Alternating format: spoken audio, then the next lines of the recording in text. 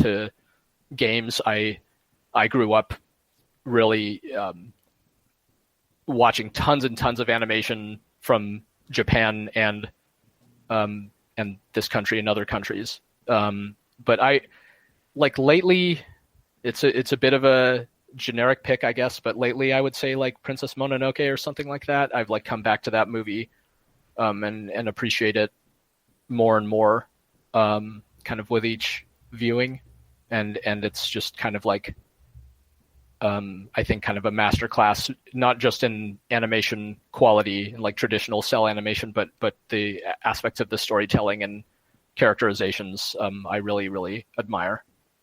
Nice. I had a feeling you would say something from Ghibli, but it's like admittedly, it's some like 9 times out of 10 someone's gonna pick like Ghibli or Pixar or something, right? Yeah. And like I don't feel that bad because there's a reason they're considered some of the best in the world. But I grew up watching like there's stuff like Akira and yes, and like I grew up watching Macross. It was called Robotech in this country, but that was like a really formative. That was a show, not a movie. But then I eventually saw Macross the movie, and that was like very like formative for me as well. I still love it a lot. Yeah. Oh well. Sometime we should probably talk more because like you're living my childhood now of all these animes that I was so into. Like just what was it? Saturday Anime on Sci-Fi Channel was amazing, and I'm gonna leave it at that. For anybody who likes sci-fi, those are some really good old flicks. I think it was what is that? Manga Corpse was the publisher or something on those. But anyways. They put out a lot of good stuff. All right, cool. Sure. And last but not least, what are you playing right now? I am playing a game called Spiritfarer, which came out last year and was on my list of games I was meaning to get to. Having worked on a game about the afterlife, I was interested in other points of view on what the afterlife could be like, and it is very much a game about that. It's just so it's been interesting it's quite a unique game in terms of how it's structured and what you do in it and so on, where you're shepherding the kind of getting to know these souls of the dead before finally whisking them off on their final journey. But then it's got this kind of more lighthearted tone to it for the most part, and really nice kind of 2D animation and the mechanics of like a 2D side scroller. You're kind of like running around and platforming, but without the constant danger that is often in 2D platformers. I also just got Little Nightmares 2. In fact, my son picked it up and he just plowed through the game, start to finish, just early morning to the end of the day. It was like super compelling. It reminds me a lot of Inside, from Playdead, which was a game I thought was like really just unbelievably good. But Playdead has only made 2 games. Takes them a really, really long time to make their games, understandably. So it's nice to play something kind of in that vein with a good kind of spooky atmosphere. Awesome. Well, yeah, good answers there, and I love some of the dynamics with some of them too, especially when it came to milkshakes or smoothies. But nonetheless, the inner conflict, you're really getting to know the true me, right? And I'm sure in a lot of ways we can all relate. It's like but that's awesome. So yes, thank you for sharing that with us. Sure. Yeah, so let's get into it for the main reason why we're here, having this great conversation about how to consistently maintain quality. And Mustafa, I'm going to let you now take it from here because you prepared a really good kickoff question for Greg that's going to really start off this conversation. I'm really excited to have. So without further ado, Mustafa, take it away. Yeah, and thank you so much for saying so, Andrew. Quick addendum. The milkshakes versus smoothies question is the main reason why we're here. This is kind of a secondary thing that we're also going to do. So the reason behind our kind of topic of choice here is that Supergiant is praised typically for a very consistent level of quality across, the games that you've made. So what we kind of want to discuss is how that standard of quality came to be and how that consistency is maintained.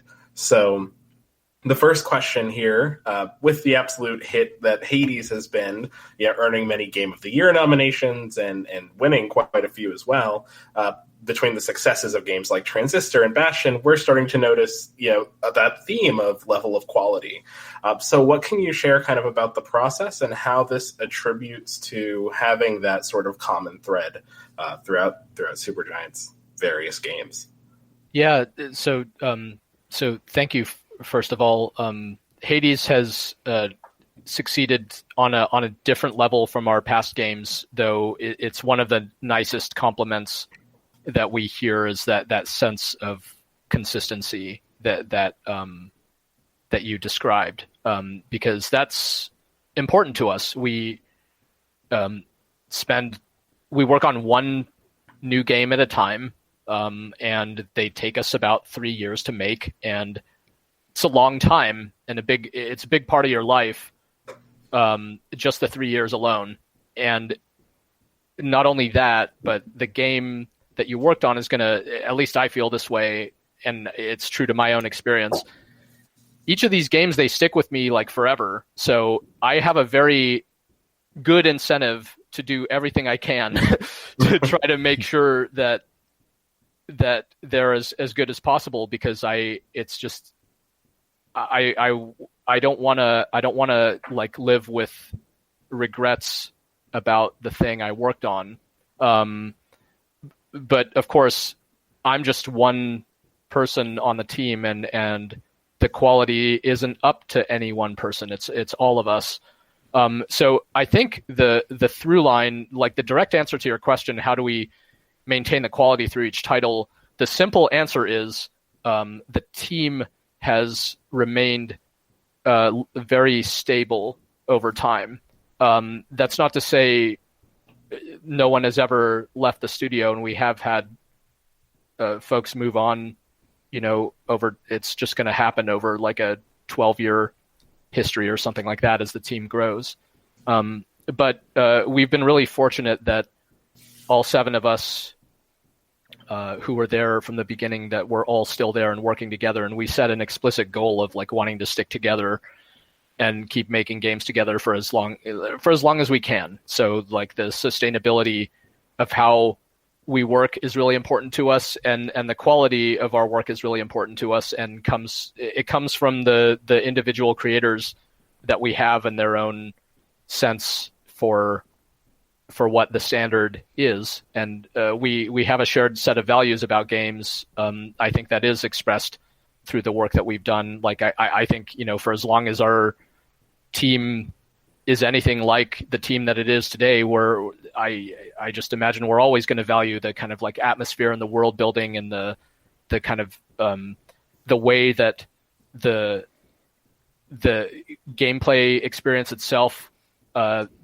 harmonizes with the storytelling. Like we're looking for ways to tell stories uniquely through the designs of our games.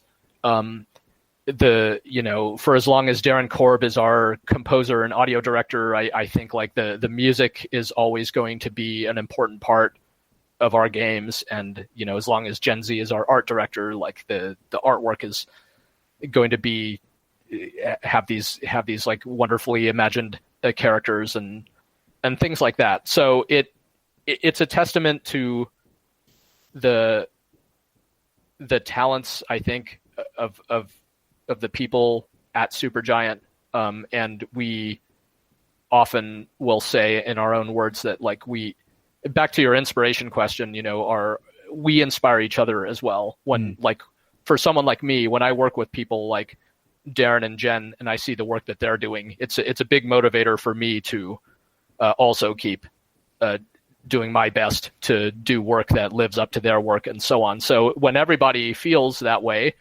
it creates a pretty good sort of perfect storm in which hopefully good quality can happen. And we're also, I think we're like, we try to be very honest about what we have and what its shortcomings and opportunities are and stuff like that. Like I think that we don't just sit around and compliment each other's work all day, right? Like we have we're critical of our own work. We think that giving feedback effectively is a really important skill as a game developer, and we try to give each other feedback in the right ways at the right times, so that we could keep get our games to the quality that we hope they could be at when we imagined them originally. But yeah, it's I think there's no. We've been really fortunate that you're I feel very fortunate to be here, like having you ask me this type of question, because like hitting a quality bar in game development is really, really difficult, because the quality bar is always going higher and higher with each passing year. So just because we made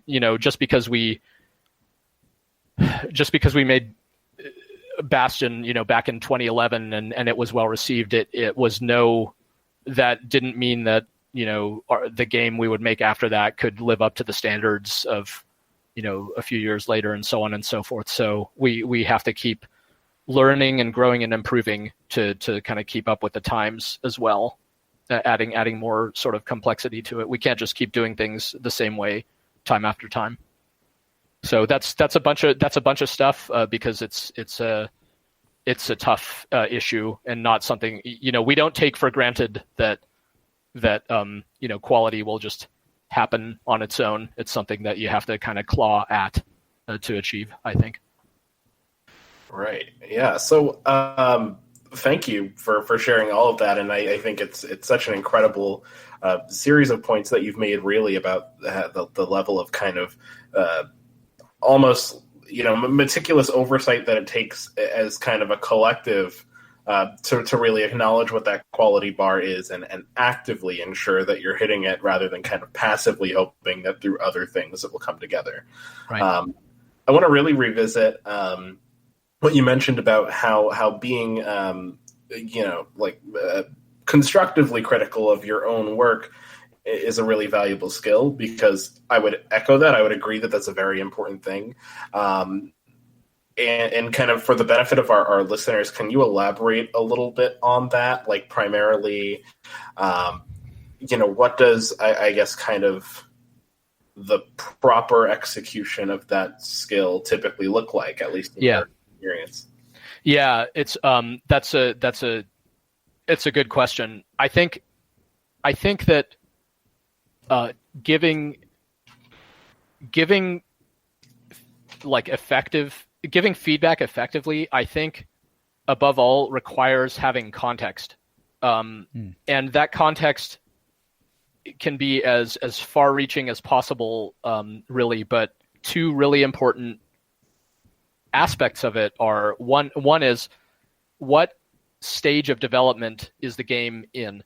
Like where is it at? What are the constraints? Is it very early? Is this like concept level feedback, or is the game weeks away from shipping? Like if the game is weeks away from shipping, if you want to utterly destroy a developer to whom you're giving feedback, then like you could be critical of it on like a foundational conceptual level of like, I don't know that this whole game concept is a good idea. It's like that is just going to, maybe that's what the developer needs to hear, but this is the other part of it, right? Like it's valuable to know to whom, like who you are addressing with the feedback. The more that you can know about them, the more you can, like, the more effectively you can communicate with them, because you don't, you can, the way you may communicate with your close friend is different than the way you may communicate with like with like someone at a different studio who you've never met before, right? Like we adjust our communication